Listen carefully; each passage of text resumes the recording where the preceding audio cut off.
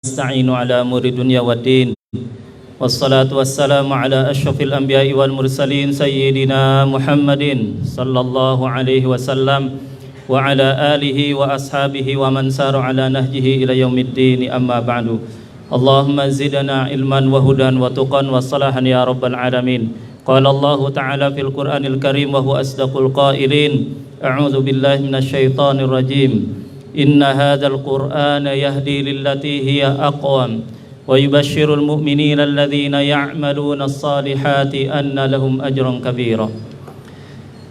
Hadirin jamaah salat Isya dan salat tarawih yang dirahmati Allah Subhanahu wa taala, kita memuji dan bersyukur kepada Allah Subhanahu wa taala dengan mengucapkan alhamdulillah bi nikmatihi tatimmus salihah dan bersalawat kepada Rasulullah sallallahu alaihi wasallam dengan mengucapkan Allahumma salli ala sayyidina Muhammad wa ala ali sayyidina Muhammad. Bapak Ibu yang dirahmati Allah Subhanahu wa taala, malam hari ini kita masuk malam yang ke-15 apa 16 ini? 16 ya. Mudah-mudahan Allah berikan kemampuan kita untuk bisa selesai sampai finish dan kemudian kita sebagaimana apa yang Allah inginkan, la'allakum tattaqun. Bapak Ibu yang dirahmati Allah Subhanahu wa taala, di dalam Al-Qur'an itu Allah mengabarkan tentang para sahabat. Sehingga Allah mengungkapkannya dengan kata-kata radhiyallahu anhum wa radu anhu. Allah ridho kepada mereka dan mereka pun ridho kepada Allah. Artinya kata-kata ini isyarat dari Allah bahwa secara umum keseluruhannya para sahabat itu akan masuk surga. Tetapi kemudian ada sahabat-sahabat yang diberikan secara spesifik namanya itu disebutkan, bahkan dia sudah diramalkan menjadi penghuni surga. Seperti kepada Bilal bin Rabah ketika masih hidup, Rasulullah mengatakan inni sami'tu khoshana laika fil jannah. Ya Bilal, saya sudah mendengar suara terompahmu itu sudah di surga. Artinya kalau terompahnya sendalnya di surga, masa orangnya iya enggak masuk surga gitu kira-kira. Itu jaminan dari Rasulullah SAW. Kemudian ada lagi sahabat yang lainnya, walaupun tidak disebutkan namanya dalam riwayatnya itu masih hidup, kemudian dinyatakan dia sebagai penghuni surga, yaitu orang yang menjaga hatinya dan kemudian bisa menjaga amalan hatinya. Bahkan di dalam riwayat lain itu ada salah seorang sahabat, kemudian Rasulullah mengatakan kepadanya, anta ma'i fil jannah, engkau akan bersamaku di surga. Kemudian ada yang lebih seru lagi adalah sahabat, dia punya jasa, dapat tugas dari Rasulullah SAW, kemudian diberi hadiah tongkat oleh Rasulullah SAW. Kemudian tongkat itu dibawa kemana-mana. Kenapa? Karena beliau mendapatkan sabda dari Rasulullah SAW, engkau akan bersama tongkat ini sampai di surga. Dan dia bawa terus kemana-mana tongkat tersebut.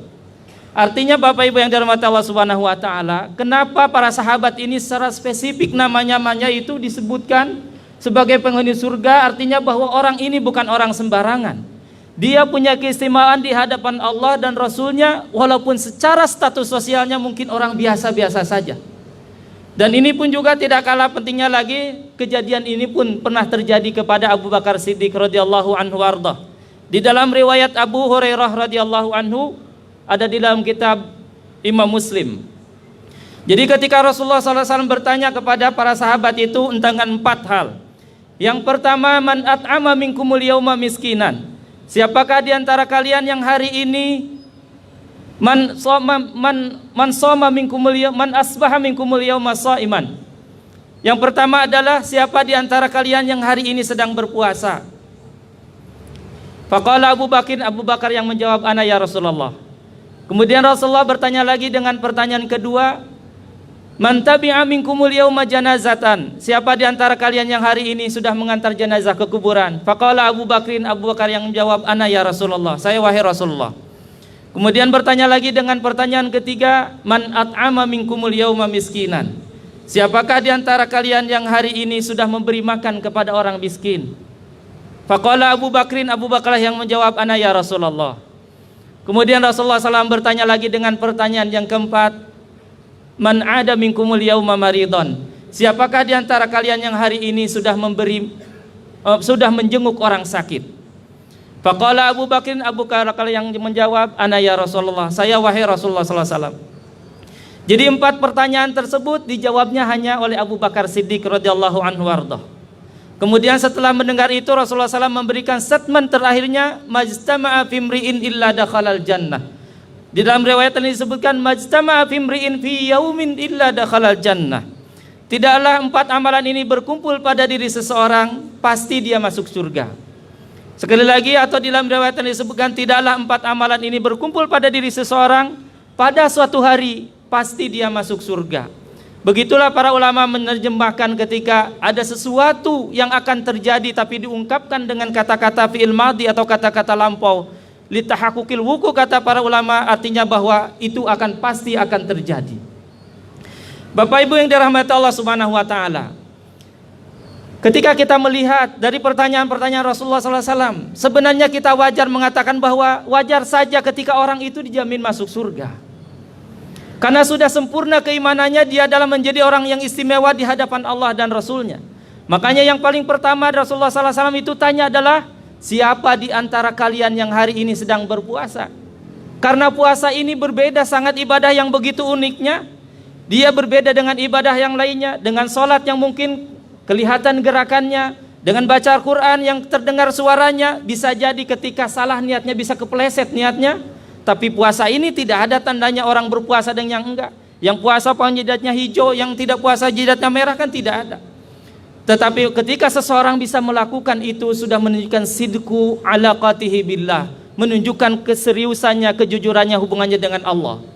Yang kedua adalah puasa itu bisa mencegah orang dari melakukan sesuatu yang negatif dalam rentan waktu yang sangat lama. Karena puasa itu kita lakukan setidaknya di Indonesia ini kan 13 jam.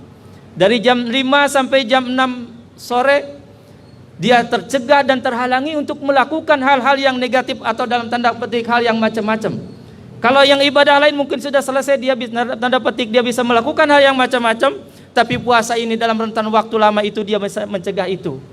Maka kemudian Rasulullah SAW ingin menegaskan bahwa yang paling pertama pada diri seseorang ingin dikatakan menjadi muslim yang sempurna adalah dia memastikan hubungannya dengan Allah itu dalam kondisi yang baik. Terkadang kalau kita mau jujur dengan diri kita itu, kita hanya menjaga nama baik itu di hadapan manusia, tapi lupa kita menjaga nama baik kita di hadapan Allah. Kadang kita mati-matian menjaga reputasi nama kita di hadapan orang lain, di hadapan manusia, tapi lupa menjaga reputasi nama kita di hadapan Allah. Terkadang ketika kita melihat dalam kondisi itulah apa yang kita lakukan ketika dalam kesendirian, dan disitulah kita bisa mengukur sebenarnya level keimanan dan tingkat hubungan kita dengan Allah ketika kita dalam kesendirian itu. Kadang kita sibuk menghiasi yang zahir ini, tapi lupa kemudian kita sibuk untuk menghiasi sesuatu yang batin yang ada di dalam diri kita. Dan disitulah Rasulullah SAW ingin memastikan yang pertama adalah bahwa dia baik dulu dengan Allah Subhanahu wa taala. Yang keduanya adalah setelah itu juga dia baik secara sosialnya kepada orang lain. Makanya Rasulullah SAW bertanya tentang siapa di antara kalian yang hari ini sudah memberi makan orang miskin, siapa di antara kalian yang hari ini sudah menjenguk orang sakit.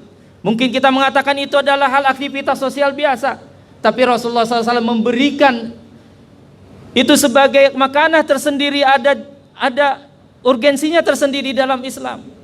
Sehingga seandainya kalau itu tidak ada urgensinya dalam Islam, tidak mungkin Rasulullah SAW kemudian menanyakan dan menjamin orang yang melakukan itu dengan surga. Maka kemudian Bapak Ibu yang dirahmati Allah Subhanahu wa taala, saat ini ada dua fokusnya, adalah ketika kita menggembleng diri sendiri, yang kedua adalah fokus berorientasi kepada orang lain. Dan ini pun tidak kalah pentingnya. Kenapa? Karena sesungguhnya amalan yang berdampak kepada orang lain itu pahalanya lebih besar daripada hanya amalan untuk terbatas untuk diri sendiri saja. Yang keduanya adalah bisa jadi ketika kita orientasi kepada orang, bisa jadi itu adalah asbab kita untuk mendapatkan hadirnya pertolongan Allah. Kalau saat ini kemudian dalam kehidupan yang urban ini lebih cenderung bahwa kehidupannya itu adalah individualis, yang penting urusan saya selesai, urusan orang lain masa bodoh teuing. Tapi Islam tidak mengajarkan hal itu. Bagaimanakah kemudian bahwa salah satu yang kemudian harus menjadi fokus kita seorang muslim untuk memperbaiki hubungan di hadapan Allah adalah fokus kepada orang lain. Bisa jadi ketika kita menyelesaikan masalah orang lain, secara otomatis Allah akan menyelesaikan masalah kita semuanya. Ada satu kisah, tentunya ini sangat pendek sekali. Dan ini kisah terjadi pada saat ini, orang-orang yang saat ini, seorang pengusaha yang ada di Jakarta. Dia kemudian bercerita bahwa dia itu mengatakan saya akan membangun gedung 25 lantai. Pada lantai keempat itu mangkrak habis dananya. Selesai kemudian dia cari teman-temannya, habis semuanya, tidak ada yang bisa membantu. Kemudian dia dipanggil sama orang tuanya, sama bapaknya, "Ri, ke sini." "Kenapa?" "Sudah selesai, saya sudah nyerah. Sekarang rubah mindset kamu. Bagaimana? Bisa kamu lakukan untuk orang lain enggak tanpa harus kamu mengeluarkan modal?" "Bisa." Kemudian dia mengatakan apa? Kata bapaknya ini, "Kamu doain saja setiap orang yang kau temui dan setiap orang yang kau lihat." Akhirnya dia lakukan itu. Setiap hari dia keluar doain orang yang sedang dagang, dia didoakan semoga dagangannya laku. Orang yang sedang mau kerja kemudian memudahkan Allah, berikan kemudahan dalam kerjanya. Sampai dia cerita, "Saya lihat kucing pun saya doain kucing supaya dapat rezeki hari itu." Dan di dekat gedungnya dia yang mangkrak itu, dia ada gedung yang mangkrak juga. Kemudian dia doakan, setiap dia lewat, doakan, mudah-mudahan pemilik gedung ini segera dapat rezeki untuk meneruskan pembangunannya. Dan tidak kemudian berapa hari kemudian, berapa minggu kemudian, ada satu orang yang mulai membersihkan gedung tersebut. Kemudian ada lagi minggu berikutnya, mungkin banyak orang yang kerja. Dan ternyata Allah selesaikan gedung yang dia doain itu dalam 2 tahun. Dalam 2 tahun itulah Allah selesaikan gedungnya dia yang mangkrak itu juga 25 lantai. Dan kemudian dia bangun di atasnya masjid tertinggi yang ada di Indonesia. Itulah Menara 165. Bapak Ibu yang dirahmati Allah Subhanahu wa taala. Sekali lagi terkadang kalau kita melihat di dalam Al-Quran, cara Allah menolong hambanya itu begitu sangat uniknya. Mungkin salah satunya adalah terkait bahwa kalau kita sedang ada masalah, terkadang kita hanya fokus dengan masalah kita. Padahal bisa jadi Allah akan hadirkan orang kepada kita, minta bantuan kepada kita, bisa jadi salah satu cara Allah untuk menyelesaikan masalah kita melalui orang tersebut. Bantu dia, berikan support dia dengan sesuai kemampuan kita, secara otomatis insya Allah Allah akan selesaikan masalah-masalah kita yang kita hadapi saat ini. Mudah-mudahan bermanfaat. Allah berikan kekuatan kepada kita semuanya, menjadi orang yang istiqomah dan menjadi asbab untuk orang lain untuk mendapatkan hidayah dan kebaikan dari Allah Subhanahu wa taala. Aqulu qouli hadza astaghfirullah li wa lakum. Assalamualaikum warahmatullahi wabarakatuh.